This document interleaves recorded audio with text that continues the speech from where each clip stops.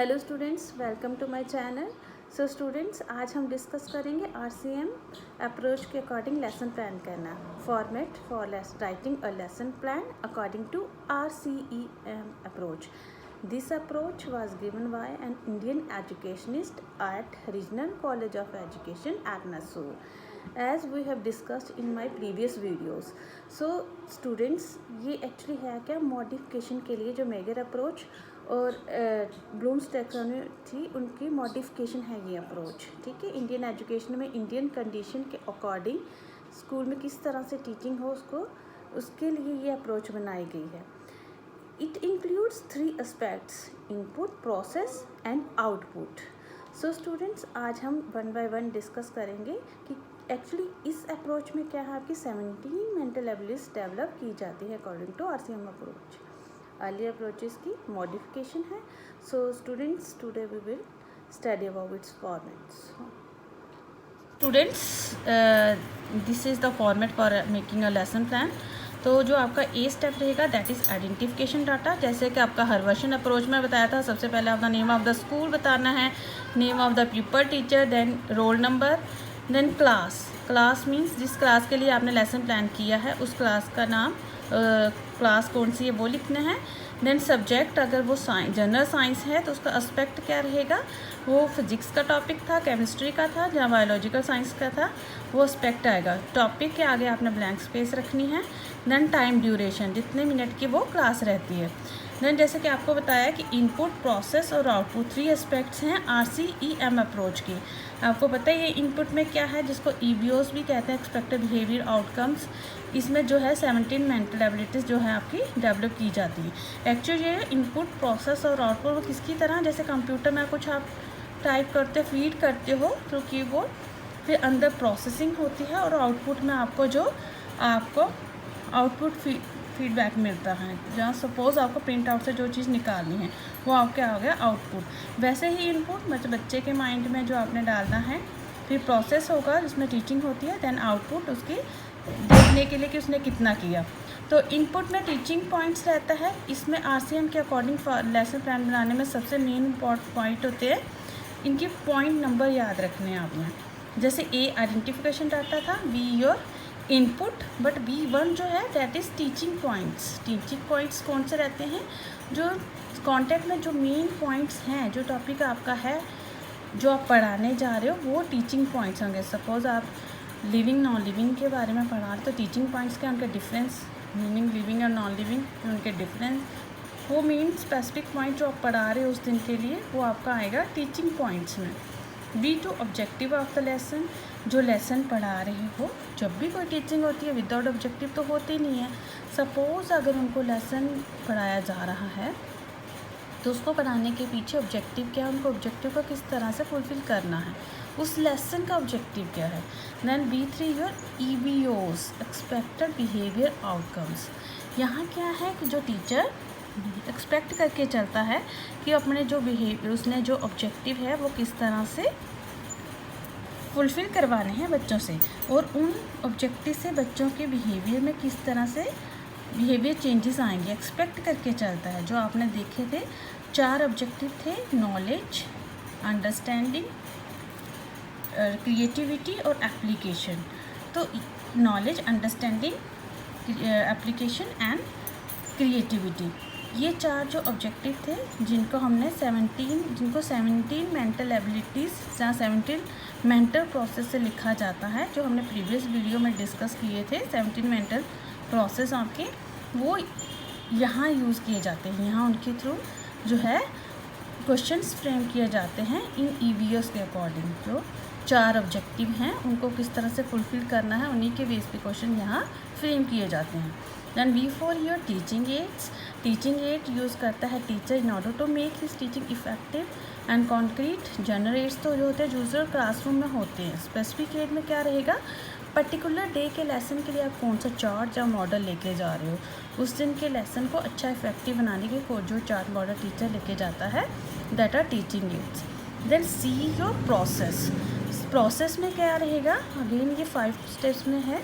C1 your motivation. Motivation क्यों करते हैं, जैसे कि हमने हर वर्षन में भी किया था। मोटिवेशन इसलिए की जाती है ताकि बच्चों को उनकी न्यू नॉलेज के लिए, उनके ब्रेन को, उनके माइंड को न्यू नॉलेज रिसीव करने के लिए प्रिपेयर करना। Prepare the child mind in order to receive new knowledge. But जो न्यू नॉलेज है उनको किस तरह से देनी है, that should be related to their previous knowledge से कनेक्ट करके उनको न्यू नॉलेज दी जाए। क्वेश्चन जिस तरह से हो जो कि उनके प्रीवियस नॉलेज से कनेक्टेड हों।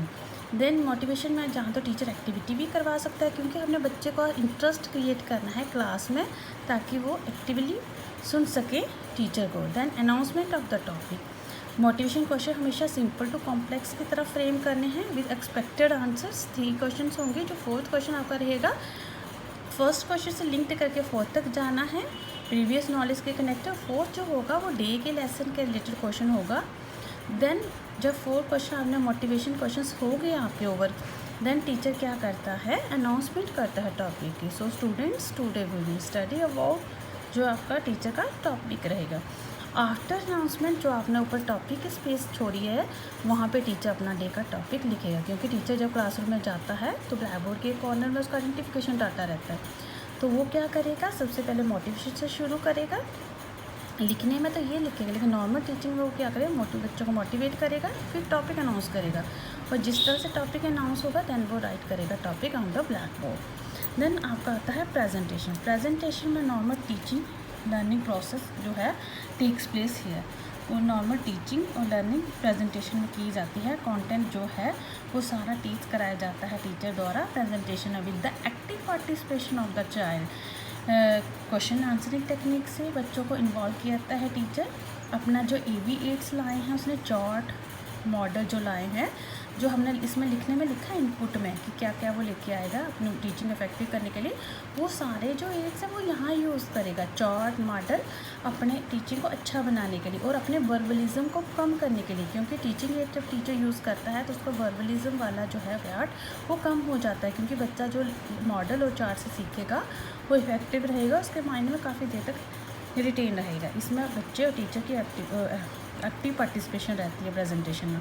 टीचर की एक्टिविटी रहती है, स्टूडेंट की एक्टिविटी रहती है, देन ब्लैक बोर्ड समझी, क्योंकि जो टीचिंग टीचर करता है पीपल टीचर एक्टिविटी में वही आ गया जो पूरा कंटेंट वो पढ़ा रहा है। देन स्टूडेंट क्या कर रहे हैं, लिसन केयरफुली या write down on their notebooks, जो स्टूडेंट्स की एक्टिविटी रहती है। देन ब्लैक बोर्ड समझी। ब्लैक बोर्ड समझी में जो इंपॉर्टेंट पॉइंट होता है, जब टीचर टीचिंग करता है तो जितने भी इंपॉर्टेंट पॉइंट्स होते हैं वो teacher side by side black board पर लिखते जाता है। C for generalisation, application and comprehension. Generalisation case of maths and science, application as for as social science and comprehension for languages, Hindi हो चाहे इंग्लिश हो। ये जो C4 स्टेप है फॉर साइंस स्टूडेंट, जनरलाइजेशन में क्या करेगा टीचर, जो पढ़ाया है उसका जो निचोड़ है जहाँ समराइज़ करके उसके जो उसने बच्चों से भी करवा सकता है या खुद भी कर सकता है। अगर लेसन प्लान किया है तो पहले तो प्लान टीचर खुद करेगा ना, तो वो जनरलाइजेशन में क्या करेगा, जितना पढ़ा है उसको समराइज़ करके उसका प्रिंसिपल फॉर्मूला जो भी उसने खुद की नॉलेज से जनरलाइज़ किया है, समराइज़ किया, वो लिखेगा, but point to point. Then अगर बच्चों से करवाना है तो वो टीचर देख सकता है कि बच्चे किस तरह से जनरलाइज़ कर रहे हैं, जो उन्होंने पढ़ाया तो बच्चे किस तरह से उसको समराइज़ कर रहे हैं। Then C4 is closure. जब भी आप कुछ पढ़ाते हो तो उसको क्लोज करना टीचर का काम रहता है। देन कि जितना भी पढ़ाया उसको क्लोज करके। Then D is your output. D is 2 points हैं, D1 एंड D2। टीचर ने पढ़ा लिया लेकिन अब उसको कैसे पता चले कि उसकी टीचिंग किस तरह की रही, जो बच्चों ने कुछ समझा या नहीं समझा, उसको बोलते हैं जो चेंज। पहले हम एक्सपेक्ट करके चल रहे थे कि ये जो 4 ऑब्जेक्टिव थे आपके अंडरस्टैंडिंग वाले, कॉग्निटिव जो थे ऑब्जेक्टिव आपके, वो किस तरह फुलफिल हुए या नहीं हुए, क्योंकि पहले हम एक्सपेक्ट करके चल रहे थे। अब हम देखेंगे कि वाकई में बच्चों ने कुछ सीखा, रियल लर्निंग उनकी हुई या नहीं हुई। तो उसके लिए टीचर क्या कर सकता है, MCQs कर सकता है, fill ups, true false, match the column, in order to check the knowledge of the child, कि बच्चे ने जो उनको प्रेजेंटेशन सारा पढ़ाया उसको सीखा या नहीं सीखा।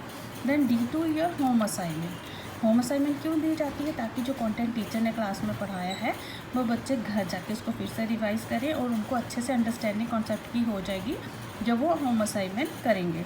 उसके बाद टीचर्स को होम असाइनमेंट चेक करके तो अपनी इम्प्रूवमेंट लाने के लिए बता सकता है कि इसमें कुछ और क्या चीज़ों की इम्प्रूवमेंट लाई जा सके। So student, this is the format for making a good lesson plan according to RCEA। Thank you.